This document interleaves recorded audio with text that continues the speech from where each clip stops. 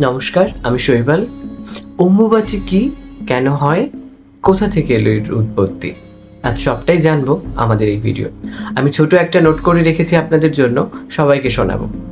ভালো লাগলে like, share, comment করতে ভুলবেন না। চলুন শুরু করা যাক। হিন্দু ধর্মের একটি অত্যন্ত প্রাচীন এবং রহস্যময় আচার, যার নাম অম্বুবাচী বা অম্বুবাচী মেলা। অনেকেই এর নাম শুনেছেন, আবার অনেকের কাছে বিষয়টি অজানা। অম্বুবাচী কি, কেনই বা এটি পালন করা হয়, কতদিন ধরে পালন করা হয়, এর সঙ্গে দেবী শক্তির কি সম্পর্ক রয়েছে, আজ আমরা এই সমস্ত বিষয় সম্পর্কে বিস্তারিত জানার চেষ্টা করব। অম্বুবাচী মূলত শক্তি সাধনার সঙ্গে যুক্ত একটি বিশেষ ধর্মীয় পর্ব। এটি প্রধানত অসমের কামাখ্যা মন্দিরকে কেন্দ্র করে পালিত হয়। এই সময় লক্ষ লক্ষ ভক্ত, সাধু সন্ন্যাসী এবং তান্ত্রিক সাধক সেখানে সমবেত হন। অম্বুবাচীকে অনেক সময় দেবীর রজস্বলা পর্ব বলেও উল্লেখ করা হয়। অম্বুবাচী শব্দটির দুটি অংশ নিয়ে গঠিত। অম্বু অর্থাৎ জল এবং বাচী অর্থাৎ প্রকাশ বা উদ্ঘাটন।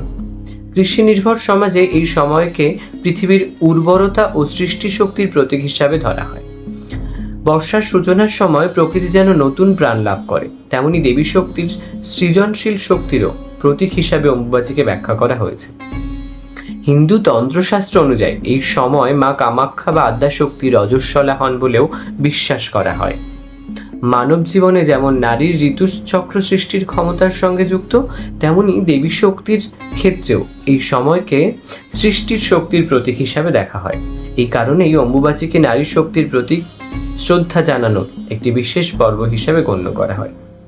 অম্বুবাচীর সঙ্গে জড়িয়ে রয়েছে একটি প্রাচীন পৌরাণিক কাহিনী। পুরাণ অনুসারে রাজা দক্ষ এক বিশাল যজ্ঞের আয়োজন করেছিলেন, কিন্তু তিনি তার জামাতা ভগবান শিবকে আমন্ত্রণ জানাননি। এতে অপমানিত হয়ে দেবী সতী যজ্ঞকুণ্ডে আত্মহুতি দেন। শোকাহত শিব সতীর দেহ কাঁধে নিয়ে বিশ্ব ব্রহ্মাণ্ডে ঘুরে বেড়াতে থাকেন। তখন ভগবান বিষ্ণু তার সুদর্শন চক্র দিয়ে সতীর দেহ খণ্ডিত করেন। সতীর দেহের বিভিন্ন অংশ ভারতবর্ষের নানা স্থানে পতিত হয় এবং সেসব স্থান শক্তিপীঠ হিসাবে পরিচিতি লাভ করে। বিশ্বাস করা হয় কামাখ্যায় দেবী সতীর যোনিদেশ পতিত হয়েছিল, তাই এই স্থানকে নারী শক্তি, মাতৃত্ব এবং সৃষ্টি শক্তির অন্যতম প্রধান প্রকৃতি বা প্রতীক হিসাবে মানা হয়। এই কারণেই কামাখ্যা মন্দিরে অম্বুবাচী পর্বের গুরুত্ব এত বেশি। অম্বুবাচী সাধারণত বাংলার আষাঢ় মাসে পালিত হয়। সূর্য যখন মিথুন রাশি থেকে কর্কট রাশিতে প্রবেশের সময়ের কাছাকাছি অবস্থান করে, তখনই এই পর্ব শুরু হয়। সাধারণত এটি 3 দিন ধরে চলে এবং চতুর্থ দিনে মন্দির পুনরায় খুলে দেওয়া হয়। এই 3 দিন কামাখ্যা মন্দিরের গর্ভগৃহ সম্পূর্ণরূপে বন্ধ রাখা হয়। কোনো পূজা অর্চনা বা দর্শন হয় না, কারণ এই সময় দেবী রজস্বলা অবস্থায় আছেন বলে বিশ্বাস করা হয়। ভক্তরা অপেক্ষা করেন দেবীর পুনরায় দর্শন লাভের জন্য। চতুর্থ দিনে বলা হয় নিবৃত্তি বা মন্দির উন্মোচনের দিন। এই দিনে বিশেষ পূজা অর্চনার মাধ্যমে মন্দিরের দরজা খোলা হয়। হাজার হাজার ভক্ত তখন দেবীর দর্শনের জন্য ভিড় করেন।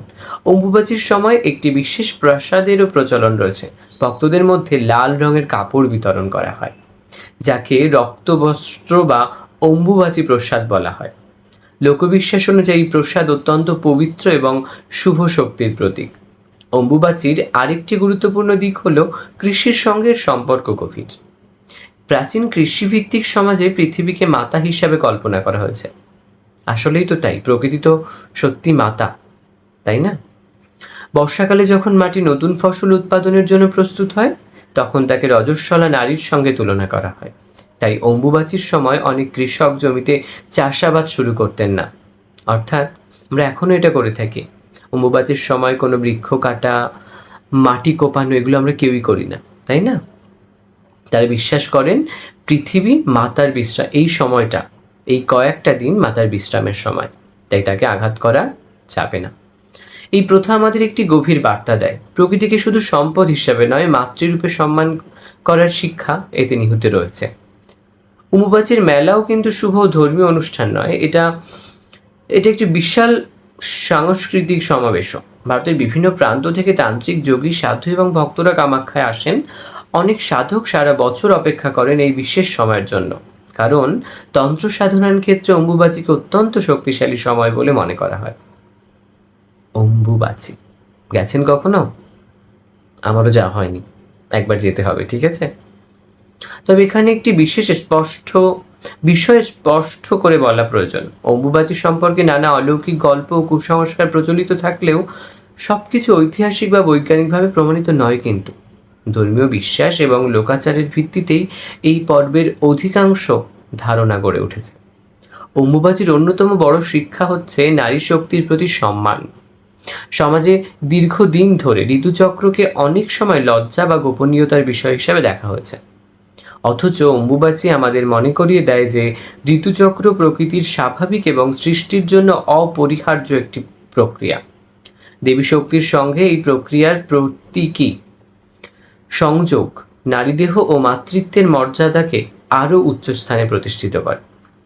আজকের যুগে অম্বুবাচীকে অনেকেই নতুনভাবে ব্যাখ্যা করেন। তারা মনে করেন এটি শুধু ধর্মীয় আচার নয়, বরং নারী দেহ, উর্বরতা, মাতৃত্ব এবং সৃষ্টিশীল শক্তির প্রতি শ্রদ্ধা জানানোর এক অনন্য সাংস্কৃতিক প্রতীক। অম্বুবাচী আমাদের আরও শেখায় যে সৃষ্টি এবং প্রকৃতি একে অপরের সঙ্গে গভীরভাবে যুক্ত। প্রকৃতির পরিবর্তন, ঋতুচক্র, বৃষ্টি এবং কৃষির সঙ্গে মানুষের জীবন অঙ্গাঙ্গিভাবে জড়িত। তাই প্রকৃতির প্রতি শ্রদ্ধা ও কৃতজ্ঞতা প্রকাশও এই উৎসবের একটি গুরুত্বপূর্ণ দিক। সবশেষে বলা যায়, অম্বুবাচী হলো শক্তি, সৃষ্টি এবং প্রকৃতি ও মাতৃত্বের এক অন্যান্য উৎসব। এটি সাধারণত কোনো মেলা নয়, বরং হাজার বছরের ঐতিহ্য, ধর্মীয় বিশ্বাস এবং সাংস্কৃতিক চেতনার এক জীবন্ত প্রতীক।